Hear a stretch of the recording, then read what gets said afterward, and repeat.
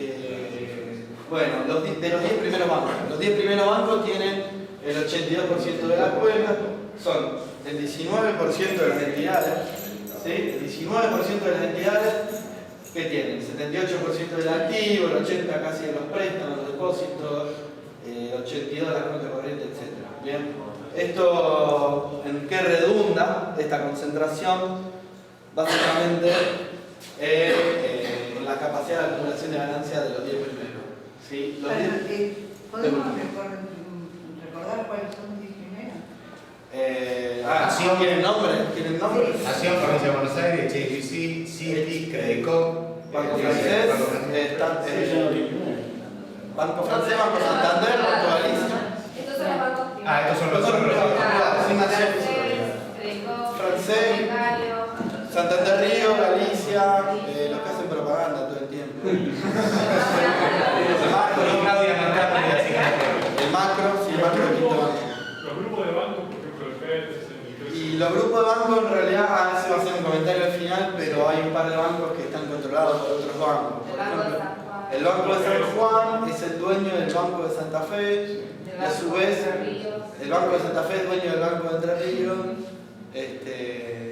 con lo cual el dueño del Banco de San Juan controla el Santa Fe de Entre Ríos y los dos son propiedad del tercero. Y los dos son propiedad del O sea que Los dos son propiedad del grupo Petersen. O sea que de 1900. Y el macro también. Pero bueno, eso sí, cuando el Banco de San Juan en realidad se lo contabiliza, si lo contabilizan San Juan, Santa Fe y Entre Ríos por separado, no entran entre los 10, pero si se cuenta todo el grupo, sí entran entre los 10 mayores, por ejemplo. Bueno, nada, esto, que los tipos, básicamente los 10 primeros tienen todo eso. Cuando el Banco de San Juan en realidad se lo contabiliza, si lo contabilizan San Juan, Santa Fe y Entre Ríos por separado, no entran entre los 10, pero si se cuenta todo el grupo, sí entran entre los 10 mayores, por ejemplo. Bueno, nada, esto, que los tipos, básicamente los 10 primeros tienen todo eso, y lo que redunda es que otra vez usamos el ROE, o sea, la tasa de ganancia. Las tasas de ganancia de los 10 primeros son bastante más altas que las tasas de ganancia del sistema total promedio, más alta que la del banco público. Bueno, los bancos más grandes no solo son los más grandes, sino que no solo son los que más ganan en cantidad, sino son los que más ganan en porcentaje, en tasa de ganancia. ¿Sí? Bueno, y esto es un poquito lo que comentábamos recién, lo de la concentración, que Sergio comentó antes, el proceso de fusión y adquisición, y la caída del número total de bancos, y esto de Banco de San Juan, por ejemplo. Bueno, no hay mucho más para lo que acabamos de comentar, me parece que hay que continuar. ¿El de San Juan de quién es? ¿O es de la...? Bueno, y las consideraciones finales vamos a dejar para el final de cuando termine Sergio, así que por ahora hacemos un corte, son 12 minutos. Sí, una cosita que quería agregar nada más. Antes del corte, que es el tema del tipo de entidades que hay en la Argentina. Nosotros tenemos bancos estatales, nacionales, de provincia y municipales. Hay bancos privados nacionales, hay un banco cooperativo y hay bancos extranjeros. Los bancos extranjeros son de dos tipos y esto es absolutamente importante por el tema del dominio. Hay bancos que son sucursales locales de bancos de capital extranjero, entre otros. Hay una casa matriz y estos son un pedacito. Y hay otros que son sociedades locales de capital extranjero, que en principio no tienen ninguna casa matriz. Durante los años 90, Menem lo hizo, autorizó la transformación de sucursales locales de bancos de capital extranjero a sociedades locales de bancos extranjeros, de capital extranjero. ¿Qué significa? Chau casa matriz. Entonces, claro, desapareció, digamos, la posible solvencia ante la quiebra que representó el 2001. Esto, la mayoría de los bancos extranjeros radicados en Argentina están en esta situación. Por eso el Superville de Canadá se fueron, porque eran los únicos que quedaban teniendo que responder con sus casas matriz. ¿Y cuál quedó? No, esta es otra cosa. Pero a su vez pueden hacer transferencias, su casa matriz de la utilidad de la ganancia. Y es diferente, porque no repatrian dinero. Son de capital extranjero, Son de capital los dueños extranjero. son extranjeros. Pero no es un banco, es a lo mejor una asociación, un pool que está ubicado en Caimán. Bueno, Lo de los chinos después lo charlamos. hacemos 10 minutos y después charlamos y comentamos los CEDIN y todas esas cosas. ¿Estamos? Bueno, buenos días, ¿qué tal a todos? Bueno, en esta última parte vamos a hacer lo siguiente. Vamos a intentar circunscribir una exposición no más de 20-25 minutos para dejar después la posibilidad de intercambiar opiniones sobre lo que hemos dicho y sobre lo que no hemos dicho, y seguramente querrán que digamos, que no calculo que lo vamos a poder decir de cualquier manera, pero vamos a intentar hacerlo. Entonces, en esta segunda parte, algunas cuestiones vinculadas con el tema cambiario. Reitero lo que planteaba al principio. Esto no es un curso sobre el sistema financiero y el sistema cambiario.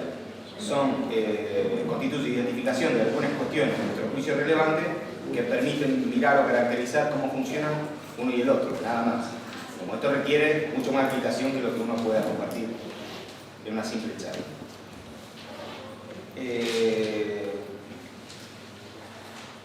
Yo al inicio planteaba que entre las cosas que hizo la dictadura en el 76 fue liberalizar el mercado de cambio, esto es, posibilitar sin límite aparente el cambio de pesos por dólares sin necesidad de acreditar, esto es, demostrar la existencia de una obligación en moneda extranjera. Este régimen estuvo vigente durante todos los años de la dictadura, estuvo vigente durante el periodo de Alfonsín hasta Menem, con algunas restricciones fruto de que no había tantos dólares como para ofertar y por lo tanto los cupos mensuales que había para retiro eran limitados, pero seguía existiendo la posibilidad de la libre convertibilidad. Nominalmente la ley de convertibilidad a partir del 91 transforma esto en un derecho prácticamente natural o absoluto, elevando los topes. Se mantiene hasta el 2001, en el 2002 como consecuencia de la crisis, la inflación, de la insuficiencia de pesos, de la existencia de una 28 cuasimonedas. No nos olvidemos de eso, no solamente las monedas, había cuasimonedas emitidas por los gobiernos provinciales y por el gobierno nacional, que era un título, sino que además había centenares, digamos, con distintos momentos, de municipios que habían creado su propia moneda para poder pagar a proveedores, sueldos, etc. Esto es una locura. Sería divino recoger la constancia de los papeles de deuda que cada uno creó durante los años. Bueno, ahí obviamente se vio restringida la compra de dólares en la convertibilidad, pero no cambió el régimen de la libertad de cambio. Lo que cambió fue la paridad del peso con el dólar. De 1 a 1 se pasó a un mercado administrado libre, no tan libre, pero administrado por el Banco Central, con algunos cambios normativos en el mercado. Esto inclusive llevó a actualizar los montos posibles de ser retirados mensualmente por cualquier fulano que pueda acreditar con su declaración jurada que tenía capacidad de compra, solvencia, origen del dinero lícito, etc. Hasta octubre del 2011.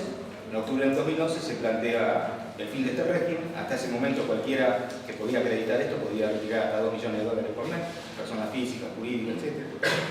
Lo cual era una locura absoluta. Y bueno, en nuestro juicio lo que vemos es que hubo ahí una política del Banco Central orientada a frenar la salida sin contraprestación de divisa como consecuencia de ver que hubo un proceso de caída de las reservas internacionales. A lo que ahora vamos a decir que son las reservas internacionales. Lo que muestra este gráfico es la relación de las reservas internacionales con respecto al nivel de actividad económica generada anualmente, todo el Producto Bruto Interno. Lo que se observa a partir del 2007 es una caída. Claro que esto está influido notablemente por la cotización. O sea, una reserva internacional cotizada a otra moneda daría exactamente otra proporción. O sea que es medio tramposo también, pero lo ponemos porque se utiliza bastante. O sea, si uno cambia la cotización a la cual la cotización oficial de la moneda extranjera, sea dólar, yen, euro, etc., cambiaría la relación. ¿Cómo es eso? Porque el PBI está cotizado en peso y... Claro, está todo traducido a la misma moneda. Tiene que ser traducido a la misma moneda. El PBI es en peso, porque es lo que se produce internamente en Argentina. Los dólares son X cantidad de dólares. Si uno dice que el dólar vale 4 pesos, si uno dice que el dólar vale 4 pesos, es una cantidad. Y si dice que el dólar vale 5, de repente cambió ese porcentaje y en la práctica no cambió nada. Son la misma cantidad de billetes, la misma cantidad de... ¿Y sobre qué PBI de 2012, por ejemplo, lo aplica el 9%, el 9,8% ese? Porque hay que saber más o menos qué PBI es, porque hay 2.174.000 millones de pesos. ¿Y en dólares para hacerlo más simple? ¿A qué cotización? Claro. ¿Para qué te sirve? Bueno, esa es otra discusión. O sea, el tema de la realización. Pero lo que se fue construyendo esencialmente durante la convertibilidad y la posconvertibilidad, hasta octubre del 2000 2011 es una especie de naturalización de derecho. ¿Qué es esta naturalización de derecho? Bueno, está sentada en un concepto, que es el concepto que octubre del 2011, con Mercedes a la cabeza, desterró. Creo que para mí definitivamente, por lo menos por un tiempo largo. ¿Cuál es este concepto? El concepto es que las reservas internacionales tienen que servir para garantizar el total de billetes y monedas que hay en circulación, más los depósitos que las entidades financieras tienen en las cuentas corrientes que tienen habilitadas el Banco Central. La suma de estas dos cosas, los billetes más los depósitos, se les llama la base monetaria. Entonces, ¿cuál es el concepto que se creó? Se creó el concepto que decía que la base monetaria tenía que estar respaldada por las reservas internacionales. O si prefieren, que la totalidad de los argentinos tienen derecho a correr contra el peso porque tiene que haber dólares suficientes para ser comprados en cualquier momento. En los 90, no, eso llegó en los 90, era por cada peso en circulación hay un dólar en el Banco Central. Ese es el concepto que había y que... Bueno, vamos a trazar un poco el reloj y vamos a mirar el balance del Banco Central de diciembre del 76. Todavía no estaba la reforma financiera, que fue en junio del 77, pero ya se había liberalizado el mercado de cambio. Entonces aquí lo que se compara es lo que ahora se compara para decir que ahora es solvente la Argentina, que es cuánto miden las reservas internacionales y cuánto mide la base monetaria. Por supuesto que está puesto en peso, una cosa tendría que respaldar a la otra en alguna única moneda. Y lo que aquí ustedes ven, que la columna celeste, o azul, ahí, es la base monetaria, entre los billetes y monedas en circulación, más los saldos que las entidades financieras tenían en sus cuentas corrientes en pesos en el Banco Central a ese momento, y la verde oscura, son las reservas. Las reservas esas están valoradas al tipo de cambio promedio entre un tipo de cambio oficial que en ese momento era de 140 mangos a diciembre del 76, y una parte del mercado libre. El mercado libre había llegado a 252 pesos, había ahí un doble mercado. O sea, nadie le pidió a la dictadura que esto coincida. Claro, la dictadura podía sostener la libre convertibilidad del peso contra el dólar sobre la base de la deuda. O sea, como no tenía reserva, en todo caso se endeudaba para facilitar el acceso a la compra-venta de moneda extranjera. En todo caso, las relaciones que sí empiezan a interesar es esto. ¿Para qué son las reservas internacionales? ¿Qué son las reservas internacionales? ¿De dónde nacen las reservas internacionales? Sabemos que no nacen de un árbol ni de un repollo. Nacen del conjunto de transacciones que se hacen en moneda extranjera, legal obviamente. ¿Y cuáles son esas transacciones? Se venden cosas, o sea, se exportan, se compran cosas, la diferencia daría un saldo, preferiblemente positivo, esto es la balanza comercial, se pagan intereses por deuda existente, se cobran intereses por deuda, por préstamos otorgados, se remesan utilidades de las compañías extranjeras radicadas acá a sus casas matrices, viceversa, las compañías argentinas que están en el exterior pueden girar a la Argentina utilidades, el caso de Arco, por ejemplo, etc. Está el de la cuenta viable, es decir, los turistas argentinos que gastan afuera y los turistas de afuera que gastan adentro. El conjunto de estas operaciones es lo que genera el movimiento de divisas. Y este movimiento de divisas, en tanto sea un saldo medio positivo, lo que hace es alimentar las reservas internacionales. Por lo tanto, las reservas internacionales no deben servir para otra cosa que para poder solventar ese movimiento en divisas con los no residentes, con los que no viven acá. Ahora, la noción de la convertibilidad, y esta noción que se fue construida, me parece que de la cuestión a discutir, partía de otra base que consistía que las reservas internacionales debían servir para poder garantizar la corrida contra el peso de cualquier fulano en cualquier momento. O sea, en lugar de acreditar la existencia de una obligación en moneda extranjera, hay un derecho natural, entre comillas, creado, y este derecho natural posibilita el acceso a la compra libre de la moneda independientemente de que lo sea para atesorar, para meter en el colchón o para fugar. Acá lo que muestra es una relación entre el saldo de la balanza comercial, la diferencia entre las exportaciones y las importaciones de bienes, que es la azulcita, la de más abajo, y la de arriba el saldo de las reservas internacionales. El saldo a fin de cada periodo. Esto de hecho está hecho al 31 de diciembre de cada uno de los años, del 98 en adelante. Lo que es claro, a partir del 2003, que hubo un fortalecimiento de este nivel, tal que posibilite sostener cualquier tipo de actividad vinculada con el extranjero. Vemos que en el 2002 estábamos al horno, en el sentido de que el saldo de la balanza comercial, las exportaciones, las importaciones, estaban por encima, el saldito estaban por encima de las reservas internacionales, y el actual nivel de reservas permite inclusive sostener un año de importaciones, o mejor dicho, tenemos un año de importaciones teniendo en cuenta también que se vende mercancía en el mismo periodo. Por lo tanto, uno no podría dedicar las reservas internacionales para sostener la corrida contra el peso. Las reservas internacionales son para esto, para garantizar el comercio exterior, para pagar la deuda, para garantizar los viajes, bueno, etcétera, etcétera. Todas aquellas cuestiones que tienen, reitero, un vínculo acreditado de moneda extranjera, pero no lo reside. Y, bueno, en concreto, en octubre del 2011 arranca la restricción y a partir de ese momento se empieza a quebrar esta vinculación fáctica que había entre la base monetaria y las reservas internacionales. Reitero, la idea es que la base monetaria esté respaldada totalmente por las reservas internacionales para garantizar la corrida. Si ustedes ven el punto de inflexión, que es finales del 2011, ahí,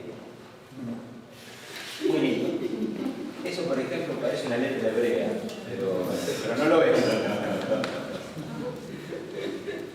La columna más alta, la línea más alta, indica el nivel de la base monetaria, la evolución de la base monetaria, el saldo de la base monetaria a fin de cada semana de la que está informada acá, porque esto está extraído del balance semanal del Banco Central que nosotros trabajamos.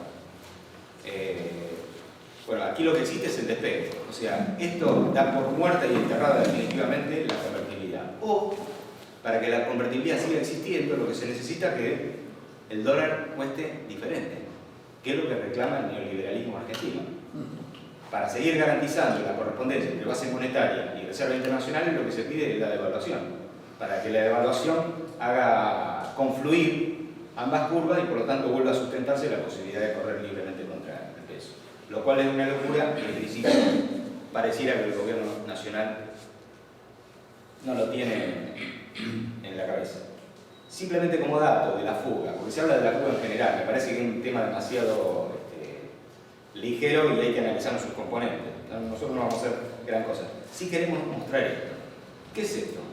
Esto sale del balance de pago. El balance de pago es un instrumento de medición que los gobiernos construyen para mirar cómo son las relaciones de los que viven en el país con los que viven en el extranjero. Y los que viven en el país son personas físicas, el Estado, empresa nacional, empresa extranjera, etc. ¿Qué se muestra acá? Acá se muestra nada más que lo referido a la inversión extranjera directa recibida, o sea, los capitales que han entrado en la Argentina, y a las remesas de utilidades, que por concepto de utilidades, esa misma compañía que está radicada en la Argentina, tiraron afuera.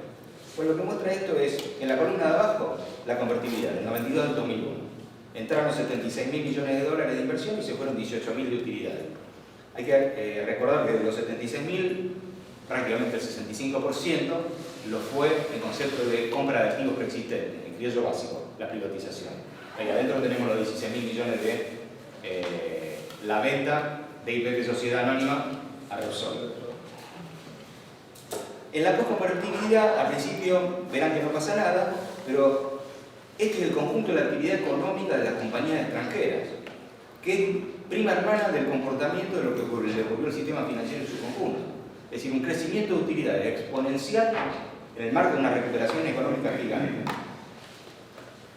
Ahí tienen en la columna azul la cantidad de inversiones hechas durante el año. Fíjense del 2012, que dicen que no vienen inversiones, 12.000 millones de dólares de inversiones. Está bien, 70% fue reinversión de utilidades. Pero el mismo año se fueron casi 9.000 millones de dólares, un poquito más que en el 2011. Y en el 2012 hubo restricción cambiaria y en el 2011 no la hubo. Esto para discutir el rol que tiene la inversión extranjera por un lado, pero además la capacidad de generación de ganancias. Fíjense que en la posconvertibilidad llegaron 67.569 millones de dólares de inversión extranjera, pero se fueron 66.000 millones en concepto de remesa de utilidades en blanco y por derecha. Ni que hablar por otros conceptos. Con un detalle. Con posterioridad al 2001 el dólar cuesta más de un peso. Por lo tanto, con mucho menos dólares compraron mucho más. O sea, nosotros tendríamos que traducir los 67.569 a pesos. Pero además, la ganancia no solamente ganaron en pesos, sino que pudieron dolarizar a mayores niveles, costando mucho más caro el dólar, la remesa de utilidades para afuera. Una de las cosas que nosotros quisiéramos discutir, porque aquí adentro también están los bancos, no acá, ¿no? También es esta cuestión. Y no sé dónde voy, me parece que... Sí, ahí lo tengo. Bueno, queríamos dejar planteadas estas cosas y abrir en todo caso el debate con estos tips que hemos intentado compartir en el mejor de los sentidos con ustedes. No sé si hemos sido oscuros o opacos. Una de las cosas que estuve charlando ahí en el intervalo fue lo que vos pusiste como referencia en México, en Chile y Brasil, respecto de lo que no se había hecho acá en Argentina, y mencionaste como que los El CEDIN. se vendrían a cubrir parcialmente. ¿Podés explicar eso? La verdad yo no lo tengo muy claro, ya te digo. O sea, no sé si voy a decir lo mismo que te dije hace un rato ya en el café. Lo que creo es que nosotros uno de los problemas que tiene la economía argentina son los elevados niveles de inflación por un lado, y el problema planteado que la debilidad del índice oficial que construye el INDEC fruto de todo lo que sabemos que pasó. Ahora, el problema no es la medición, el problema es la inflación. Después discutimos si se mide bien o mal, el problema es que hay inflación y no sabemos cuánto mide. La pregunta es qué es lo que hay que hacer acá. Siempre no puede haber receta única. Lo que yo decía de mirar otras experiencias y de no descartar el uso de ningún instrumento, no porque sea un salvador único, sino que en todo caso incorporarlo al menú de cosas que uno podría utilizar pensando en políticas inflacionarias. Y una de esas es lo que hicieron los países que transitaron alta hiperinflación, que es eliminar la expectativa en los contratos respecto de la posibilidad de ganar plata si yo remarco sabiendo que los demás van a estar atrasados. Entonces se elimina la expectativa si vos firmás los contratos no en la moneda nacional, sino en una unidad de cuenta, que si vos ajustás el precio de venta, automáticamente se ajustan tu precio de compra, incluido el salario. Entonces, esta es la experiencia que hicieron tanto Chile como México como Brasil, con restricciones, ¿no? Pero yo no digo que sea esto, pero me parece que no habría que descartar nada. Una medida de estos días que no sé qué charlaron ustedes en el café, pero me gustaría que den una opinión ¿Sobre qué, perdón? sobre las medidas económicas. Pero podría ser una preguntita sobre lo del anterior. Ahora vamos a hacer una pregunta anterior y después. Sí, porque ahora cuando lo dijiste, ¿cuál es la diferencia entre ese tipo de unidades de cuenta y lo que tuvimos nosotros, que para mí fue nefasto, que era la indexación? Pero la indexación se refería solamente al nivel de la tasa de interés.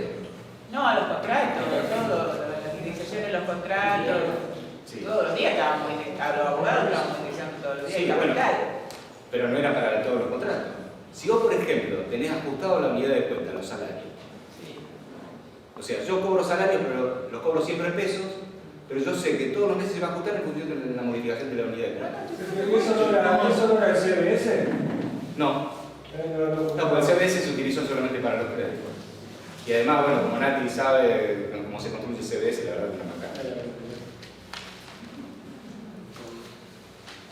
Manuel, ¿por qué Sobre está prohibida la indexación hoy, entonces los contratos no, vos podés especular subir tu contrato, puede, porque lo hacen en las redes, pero supuestamente vos no podés, bajo supuesto que se respete, vos no podés suponer que el año que viene lo creo que tiene 20% más.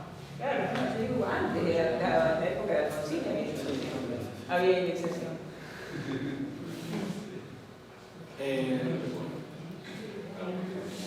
Vamos a meternos en terreno pantanoso. Porque acá nos preguntaron sobre las medidas de esta semana. Creo que podemos hacer una especie de ronda y todos preguntando un poco qué pasó esta semana. Pero no sé si quieren hacer una pregunta más particular. Sí, por favor. La expansión monetaria. La expansión monetaria, sí. la emisión. Sí, la emisión. ¿En qué forma incide dentro de la economía? En los porcentajes de la economía. Tal cual como, no sé, esto también es. Sí. La emisión monetaria viene a convalidar los aumentos de precios en un punto. ¿Sí?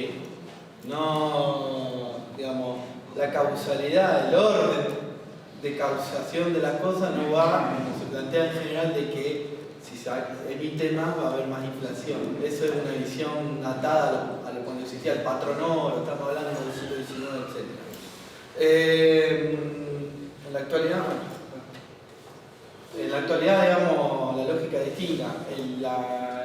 El aumento de la base monetaria viene para convalidar el aumento del crecimiento económico en general y también para el aumento de la inflación, porque si no hubiera un aumento de la base monetaria, la única forma sería que hubiera recesión directamente. Es decir, si de repente hay inflación y no hay plata para pagar esas cosas, no va a haber actividad económica, entonces no queda otra que el aumento de la base monetaria. En realidad, Entonces, la ortodoxia ata al dólar con la emisión. claro, exactamente, esto es un poco lo que explicaba Sergio. Hoy por hoy la emisión de dinero no está relacionada ya, desde 2011 dejó de relacionarse la emisión de dinero con el valor del dólar, digamos, van por carriles separados. Hay una serie de la base ¿Cómo es? Nosotros tenemos que conocer que la emisión es la que ata.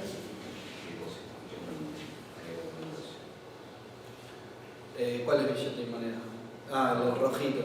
Bueno, ahí crece el billete y moneda. Nada, ahí se ve cómo crece la base y lo otro que es. Ah, el depósito. No, sí, no para de crecer la base monetaria. Y creció sobre todo en 2011, pero no es algo que acelere el proceso inflacionario, a medida que se haga una lógica que vaya atrás del crecimiento económico. Es que por costumbre atan a la emisión o a la base monetaria a que el dólar tiene que... Es que tradicionalmente, tanto la economía que se enseña en las escuelas secundarias, y inclusive en la universidad también, en las materias de periodismo y en las carreras, inclusive en la carrera misma de economía, lo que se sugiere es que la emisión en un momento va a generar inflación, digamos. O sea, que primero se emite, que hay una decisión autónoma del Banco Central de emitir y que esa decisión genera inflación. Lo que nosotros entendemos es que la emisión viene después, digamos. Primero hay un crecimiento económico, hay una inflación, la emisión viene detrás solo para convalidarlo, digamos. Entonces en realidad no influye, por lo menos en la inflación. Mira, lo que muestra ese gráfico, por ejemplo, es lo siguiente. Eso nace en enero del 2012 y está hasta el 30 de abril del 2013, que es el último balance semanal del Banco Central. La columna roja dice que entre enero del 2012 y el 30 de abril del 2013, los billetes y monedas, que son lo que hacen la circulación, por lo demás son como un casco obligatorio, como plata que está muerta en el Banco Central, creció un 29%. Y uno podría decir que la inflación en todo ese largo periodo, en 15 meses, por 16 meses, un poquito más que el 29%. O sea que no habría afectado. No está. No, lo que pasa es que conceptualmente nosotros tenemos mucho que menos la base cambiar. monetaria que de inflación. Claro. Claro, pero conceptualmente tenemos que cambiar. No Sí, tener pero miedo. claro, lamentablemente ese concepto se enseña, está tan arraigado, porque se enseña desde la escuela. Cualquiera que haya dado economía en la escuela secundaria, lo primero que te enseña es esto. Y en la escuela secundaria, en las carreras terciarias, en la universitaria. Eso ha dado a la corriente ortodoxa para bajar el salario. Sí, entre otras cosas, básicamente. Sí, a ver. Una consulta. Sí, por ¿Qué favor. posibilidades hay de que haya una nueva ley, como reclaman distintos sectores del sistema financiero, y relacionado con esta tasa fenomenal de ganancia de los bancos, que negocio formidable, ¿no? Si hay, digamos, si ustedes ven que tiene posibilidad de prosperar algún proyecto de ley En principio habría que preguntarse dos cosas. Primero preguntarse para qué sería esa nueva ley de entidades financieras. Bueno, por ejemplo, lo de la nacionalización de la banca, del comercio exterior y demás. Bueno, para nacionalizar el comercio exterior no te necesita una ley de entidad financiera. Podés hacer otra ley por otro lado. Por otro lado, lo que sucedió el año pasado, en realidad fue algo casi tan importante o a la par de eso, que fue el cambio de la Carta Orgánica del Banco Central. El cambio de la Carta Orgánica del Banco Central le permite al Banco Central actuar sobre las entidades financieras con mucha mayor libertad que la que tenía antes, de manera que en la práctica muchas de las cosas que se pedían que tuviera una potencial ley de entidades financieras ya las cumple el Banco Central a través de la reforma de la Carta Orgánica que se dio el año pasado. Entonces, hacer una ley de entidades financieras en parte perdió un poco de sustento y de fuerza por el hecho de que el cambio de la Carta Orgánica ahora le permite. Por ejemplo, el año pasado se obligó a los bancos a que presten a tasa, no sé, más o menos regulada, al 15% a sectores productivos una cantidad de millones de pesos. Bueno, eso antes no lo podía hacer el Banco Central. Sí. Exactamente. Entonces el Banco Central ahora le permite, lo obliga a los bancos, cosa que antes no podía hacer, a prestar a sectores productivos, por ejemplo. Entonces, la ley de entidad financiera, ante ese tipo de herramienta, por ejemplo, es inclusive más potente que también la Carta Orgánica del Banco Central. Entonces perdió un poco el sustento que había, si bien todavía mantenemos una ley del año 77, la ley de la dictadura, y no estaría mal cambiarlo, como que el consenso un poco superior, ¿no? Sí, y una cosa que se podría agregar respecto a la Carta Orgánica es que ahora el Banco Central, el directorio del Banco Central, el presidente del Banco Central tiene un conjunto de derechos que antes no tenía, por las limitaciones que las normas reglamentarias asociadas con la vieja Carta Orgánica tenían y que ahora se están deconstruyendo y que uno las ve y parecen absurdas en algunos casos, por ejemplo la siguiente. Hace 25 días atrás, más o menos, 30 días atrás, salió una resolución fruto de las porosidades, por decirlo sutilmente, que había en el tema de ingreso y egreso de capitales cuando las empresas locales se endeudan con el extranjero. La norma esta dice que ahora las empresas que se endeuden con el extranjero, o sea que tomen un préstamo en el extranjero, o que emitan obligaciones negociables, entonces que emitan un título público y compren a algún residente en el extranjero, tienen que acreditar, tienen que demostrar que el dinero en algún momento entró a la Argentina. Ya lo que entró de la Argentina. O sea, antes no existía esto. Antes los mecanismos de información era simplemente como declaración jurada. Ahora hay que mostrar la documentación que dice que efectivamente ese dinero entró a la Argentina para poder ir, cuando ves esa operación al Banco Central, tocar timbre y decirle, che, necesito la plata de moneda extranjera para cancelar la obligación. Antes el préstamo que entró. Claro, pero antes se sacaba el préstamo a lo mejor no entraba nunca. A lo mejor nunca entraba el préstamo y uno iba y después al Banco Central dice, necesito $2 para pagar un préstamo. ¿Qué préstamo? El que saqué. Acá entraron. ¿Dónde? ¿Cuándo entró? No. Antes no le cabía, acá estaba de declaración jurada, pero ahora está obligado. Parece una obviedad, ¿no? Parece una obviedad, pero era una forma de jugar, digamos, bastante obvia que cuando se empezó con todo el control cambiario, esto quedó afuera. Bueno, todo esto hay que reflexionarlo, digamos. Todo esto el Banco Central ahora lo puede hacer gracias al cambio de Carta Orgánica. ¿Más preguntas sobre el sector financiero? ¿O pasamos a los adictos?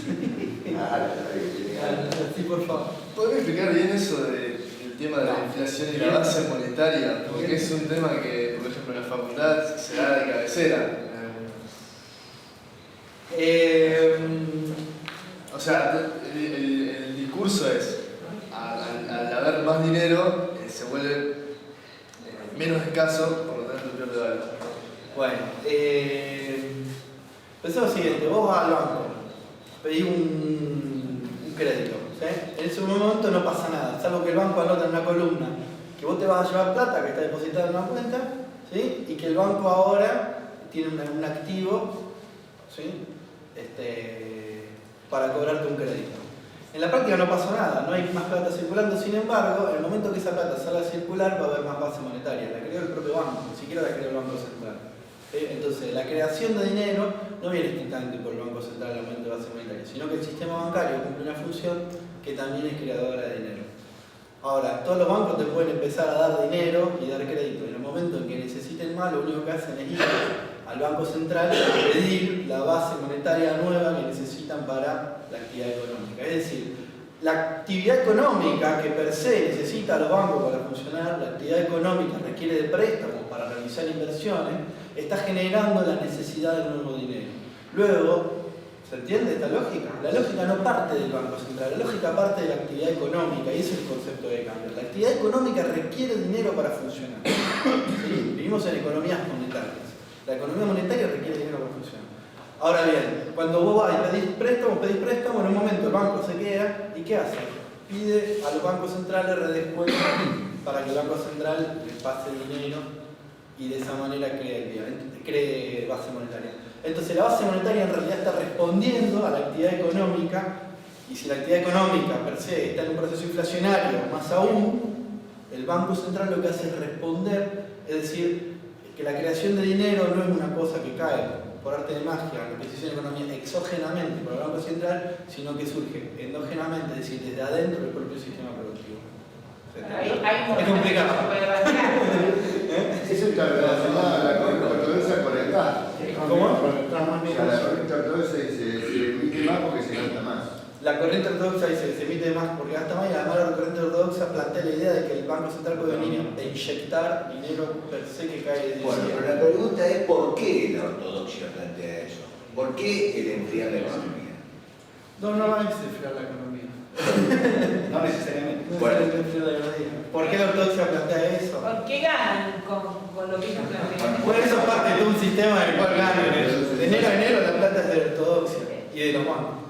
¿Qué sé yo? ¿Qué ganan? Bueno, ganan en la hegemonía política de pensar que tenemos todo que pensar como eso.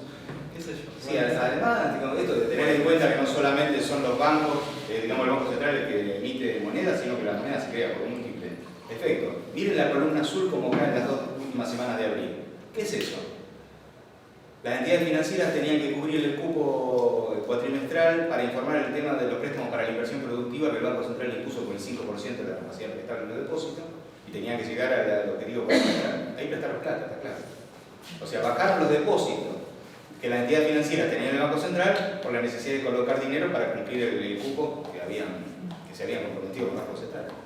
Ahora, por otro lado, más de uno de ustedes debe haber comprado electrodomésticos en cuotas, en cómodas condiciones. ¿Qué es eso? ¿Cómo es posible eso? Bueno, eso es posible por un sistema complejo que tiene que ver con la creación de los fideicomisos financieros. En la Argentina, el 21 de marzo, el 28 de febrero, había papeles en circulación de fideicomisos financieros, que son la banca de este sistema de ventas de artículos de consumo, equivalente al 40% de la base monetaria. O sea, es una moneda creada. Yo voy a comprar una tarjeta, me dan 36 cuotas, etc. ¿Qué hago? Bueno, evidentemente yo lo que entrego son cupones, digamos, un cupón electrónico, y el comercio lo que hace es venderlo en otro mercado, crear un derivado financiero, que es otra manera de hacer circular el papelito, y se sigue reproduciendo la creación de moneda por fuera de lo que decía el Banco Central. Claro, todos estamos contentos porque aumentó el consumo, pero esto no es gratuito. Porque por esta vía de aumento del consumo, con este mecanismo de financiación, está claro que hay una presión sobre los precios de venta, donde ganan los bancos, ganan las entidades que están vinculadas con los bancos que administran los fideicomisos financieros. Por ejemplo, el Banco Sáenz. ¿Alguien lo conoce? ¿Banco qué? Sáenz. ¿Sans? Sí. Sáenz. Nadie lo conoce. A ver, hay Garbarino. Garbarino. No, yo quería decir algo con relación a lo que preguntaba. Sí, Nati, vení a hablar. ¿Por qué la teoría ortodoxa, siempre la teoría ortodoxa, la teoría estabilidad inflacionaria a partir de creación de moneda, está ligada también al gasto público? O sea, cuando se dice, en realidad lo que pasa es que la inflación viene por la emisión monetaria, es porque esa emisión monetaria está financiando supuestamente un déficit del Estado, ¿no? Entonces ahí de alguna manera esto seguía alguna manera de la inflación que dice que la inflación es por exceso de demanda, es decir, hay una oferta y hay una mayor demanda de la que debería haber, y por lo tanto ahí está la ligación de decir hay que enfriar la economía, hay que bajar la demanda. El Estado tiene que dejar de gastar para poder recomponer y volver al equilibrio de una oferta determinada y una demanda. No sé si se entiende, capaz muy técnico, y en momentos de crisis, digamos, donde por ejemplo en 2009 el Estado salió a gastar más fuertemente y sostuvo que no hubiera una caída de la actividad económica, o sea, un crecimiento negativo, un decrecimiento de la actividad económica, y hoy el año pasado también el gobierno salió a gastar, y lo que sostuvo y que permitió que no caiga la economía fue ese gasto de inversión pública del Estado, en consumo y en, digamos, incrementando los gastos de consumo y de inversión del Estado. Y en ese momento incurrimos en déficit, por supuesto, pero bueno, entonces ahí entra el debate de cómo actúa el Estado de la economía, si tiene que intervenir o no. Por eso, generalmente está ligado con esta concepción de... En Estados Unidos se quintuplicó la base monetaria para el pago de la inflación no hubo y reactivación económica tampoco. Estados Unidos es más complicado aún. No, quiere decir que llegó a seguir. Porque también, digamos, se creó la base monetaria, pero ¿de qué se gastó, digamos? No hubo crecimiento porque no hubo gasto, porque fue atesoramiento, digamos. Solamente ahorro que fue a componer los balances de los bancos en quiebre, que no lo gastaron. Digamos, si se inyecta dinero en la